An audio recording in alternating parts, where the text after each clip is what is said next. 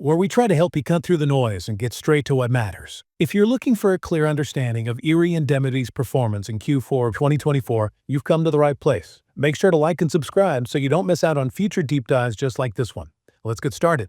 Erie Indemnity finished 2024 strong, reporting some impressive growth across key metrics. Think about it, their direct written premiums, which is essentially the amount of money they take in from premiums, shot up by 18% for the year. This helped drive their net income all the way up to $600 million in 2024, to put that in perspective. That's a big leap from the $446 million they earned in 2023. But what really stands out is the fact that Erie Indemnity has managed to keep their customers happy. They're boasting a 90.4% policyholder retention rate, which means the vast majority of their customers are choosing to stick with them. It's a clear signal that they're doing something right when it comes to customer service and meeting their policyholders' needs. Now let's unpack a key measure of performance in the insurance world, the combined ratio. Basically, it tells you how efficiently an insurance company is operating. If the ratio is under 100%, the company is making a profit from its core insurance operation.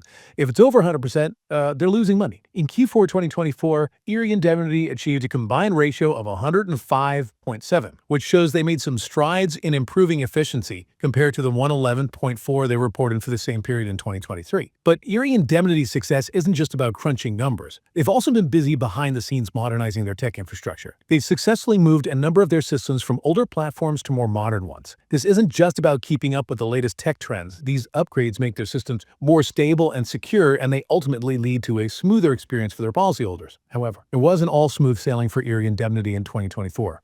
There are some challenges on the horizon that deserve our attention. For instance, the growth rate of their policies in force slowed down a bit, dropping to 4.8%. That's a noticeable dip compared to the 6.9% growth they saw in 2023. And even though their combined ratio improved for the whole year, it remained above that ideal 100% mark at 110.4. This suggests that managing costs effectively is an area where they'll need to focus their efforts. Then there's the impact of natural disasters, always a major concern for insurance companies. Catastrophe losses, mainly from weather events, contributed 9.6 points to their 2024 combined ratio. Notably, Hurricane Helen had a significant impact here.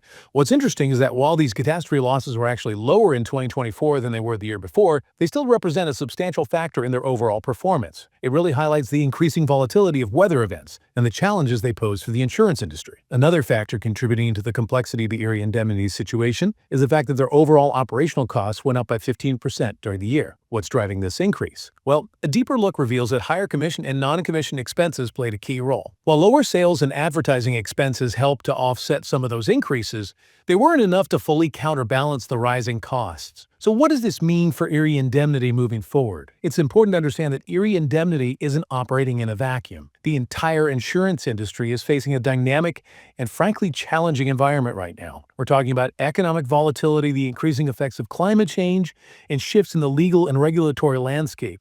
All these factors put pressure on insurance companies across the board. So how is Erie Indemnity planning to navigate these choppy waters and position themselves for continued success? Well, CEO Timothy Nicastro has a clear vision for the future, and it hinges on two key pillars: technology modernization and expense management. Remember those tech upgrades we talked about earlier? Those are a big part of Nicastro's strategy for creating a more efficient and resilient operation. And by keeping a tight rein on expenses, he aimed to ensure the company remains financially strong in the face of increasing costs and market pressures. But here's what's really striking about Erie Indemnity. They haven't lost sight of their core values. In the midst of all this change, they were founded on the principles of prioritizing people and service, and that commitment still shines through in everything they do.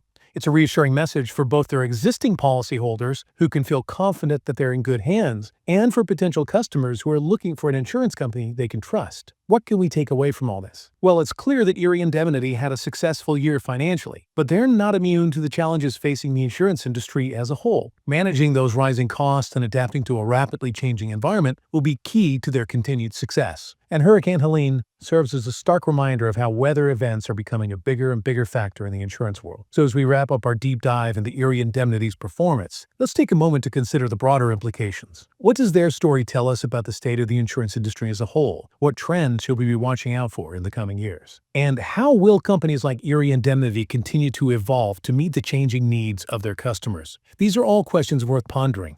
If you found this exploration of Erie Indemnity insightful and maybe even a little bit fascinating, be sure to hit that like button and subscribe to our channel for more deep dives into the topics that matter. We're here to help you cut through the noise and gain a deeper understanding of the world around us. Until next time, keep exploring, keep learning, and keep diving deep.